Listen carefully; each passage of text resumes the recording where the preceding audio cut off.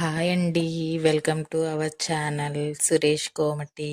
నా ఛానల్ కొత్తగా చూస్తే లైక్ చేయండి, షేర్ చేయండి, సబ్స్క్రైబ్ చేసుకోండి.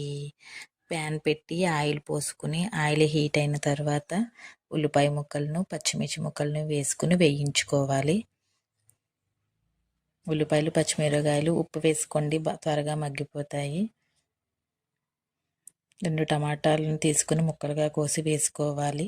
టమాటా ముక్కలు ఉల్లిపాయ ముక్కలు బాగా మగ్గిన తర్వాత ముందుగా కోసి పక్కన పెట్టుకున్న ములక్కాయలని వేసుకుని బాగా కలుపుకుని మగ్గించుకోవాలి.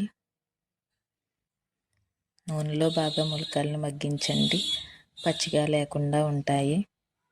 ములక్కాయ ముక్కలు బాగా మగ్గిన తర్వాత 2 స్పూన్ల కారం, 1 స్పూన్ పసుపు, తగినంత సాల్ట్ వేసుకుని బాగా కలుపుకోవాలి. బాగా కలిపిన తర్వాత తగినంత నీరు పోసుకుని మూత పెట్టుకోవాలి. ముందుగా ఉడికించి పక్కన పెట్టుకున్న కోడిగుడ్లను ప్యాన్ పెట్టి ఆయిల్ పోసి ఆయిల్ హీట్ అయిన తర్వాత 1 స్పూన్ పసుపు వేసుకుని గుడ్లను బాగా వేయించుకోవాలి. గోల్డెన్ బ్రౌన్ కలర్ వచ్చేదాకా వేయించుకుని ఉడికించిన కూరలో వేసుకుంటే ఆంధ్రా స్టైల్ ములక్కాయ కోడిగుడ్ల రెసిపీ రెడీ. సబ్స్క్రైబ్ చేసుకోండి అబ్బా.